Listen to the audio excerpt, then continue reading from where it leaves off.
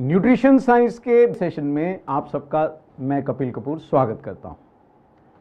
पिछले सेशन में हमने कई ऐसे हर्ब्स के बारे में समझा जो प्री डायबिटीज़ की अवस्था से डायबिटीज़ में जाने से हमारा बचाव कर सकते हैं, हमें बचाते हैं।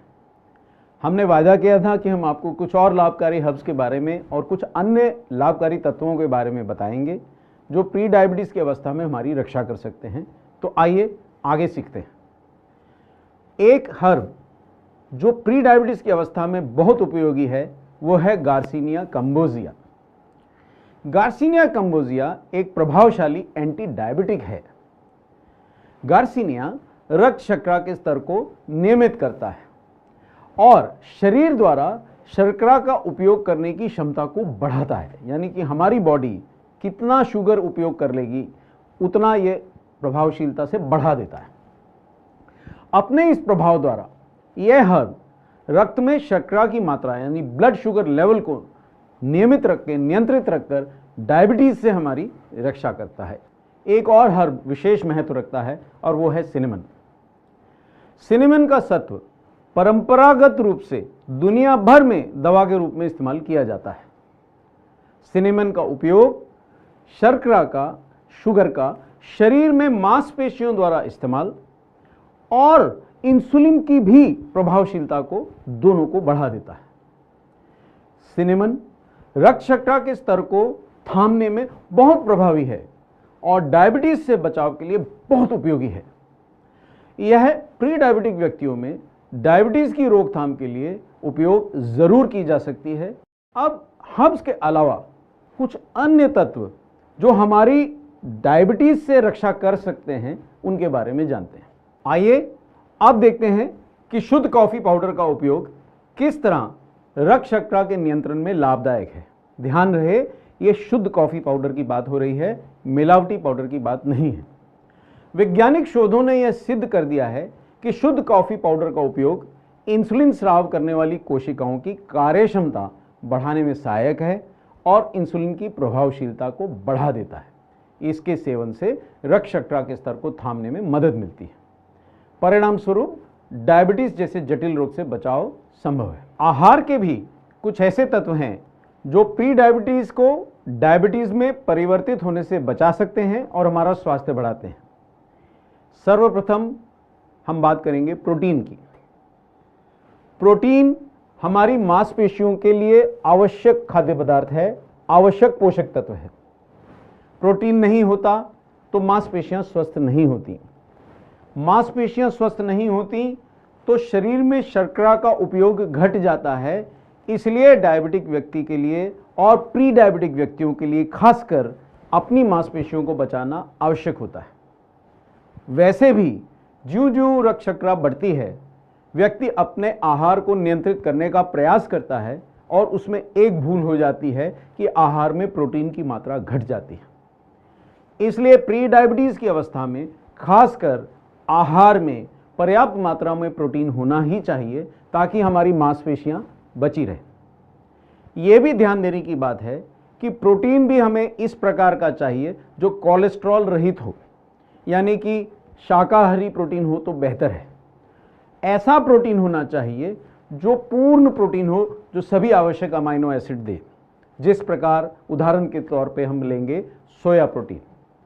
लेकिन सोया प्रोटीन में भी ऐसा प्रोटीन होना चाहिए जो आइसोलेटेड हो, जिसको पचाना एक प्री डायबिटिक व्यक्ति के लिए भी आसान हो और उसमें अन्य पदार्थ उन्हें ना मिले, क्योंकि सोयाबीन में तो यूं भी बहुत फैट होता है, तो सीधे सोयाबीन खाना उचित नहीं है।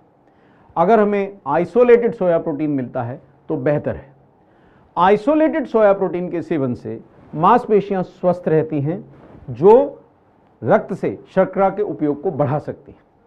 दूसरी ओर आइसोलेटेड सोया प्रोटीन के सेवन से हमारी भूख पे हमें नियंत्रण मिलता है, हमें सेटाइटी यानी तृप्ति मिलती है, जिसे हम अनावश्यक खान पान से बच सकते हैं। इसलिए प्री डायबिटिक व्यक्ति के लिए प्रोटीन का सेवन, आइसोलेटेड सोया प्रोटीन का सेवन सर्वोत्तम रहेगा।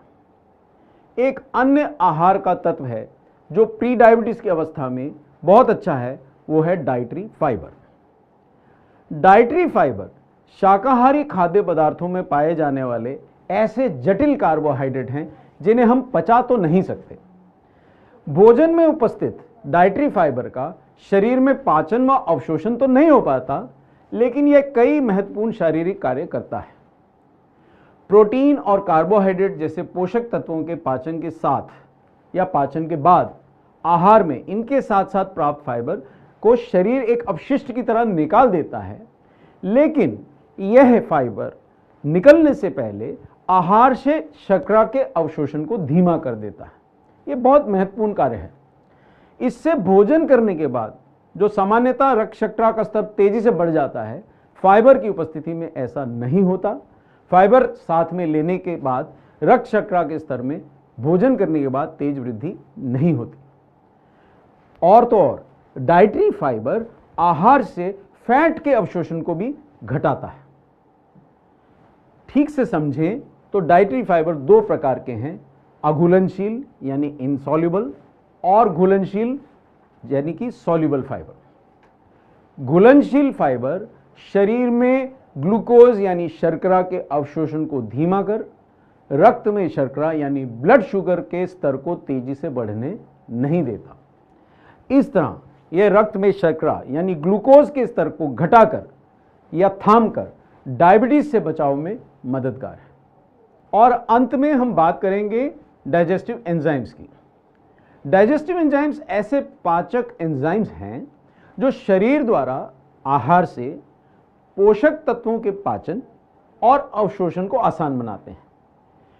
पाचन को आसान बनाने के लिए यह आहार के बड़े और जटिल कणों को छोटे छोटे कणों में तोड़ते हैं। डाइजेस्टिव एंजाइम्स हमारे पाचन तंत्र डाइजेस्टिव सिस्टम में पाए जाते हैं, जहां वे भोजन को पचाने में हमारी सहायता करते हैं। प्री डायबिटिक और डायबिटिक दोनों व्यक्तियों में डाइजेशन धीमा पड़ जाता है, इसलिए प्री डायबिटिक व्यक्ति को भी आहार को पचाने में कठिनाई होती है।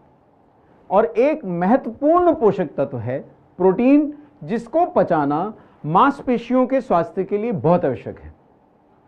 और प्रोटीन को पचाने वाला एंजाइम है प्रोटीएस।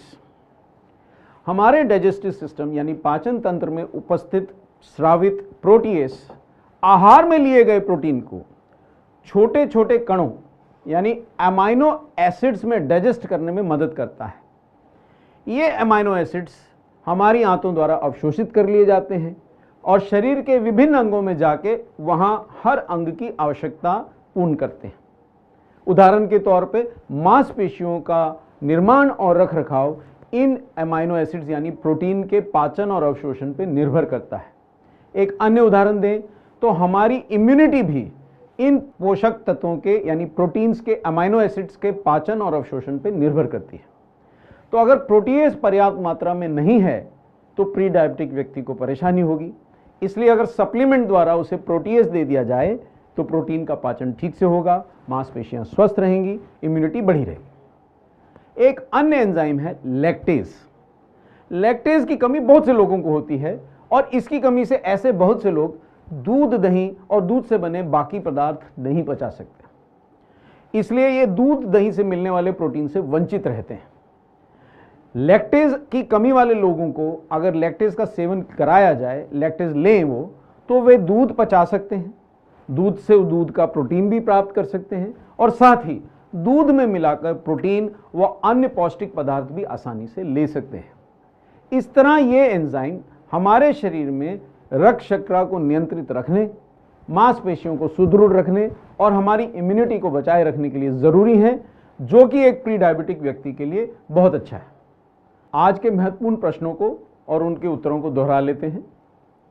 पहला प्रश्न, प्री डायबिटीज में प्रोटीन का सेवन क्यों करना चाहिए? तो इसका उत्तर है आहार में प्रोटीन की कमी से बचने के लिए, मसल्स के बचाव के लिए और इम्यूनिटी बढ़ाने के लिए। अगला महत्वपूर्ण प्रश्न है कि प्री डायबिटीज की स्थिति में कौन सा प्रोटीन फायदेमंद है? तो इसका उत्तर है, सरल उत्तर है, सोया आइसोलेट प्रोटीन। तो मिलते हैं न्यूट्रिशन साइंस के अगले सेशन में। धन्यवाद।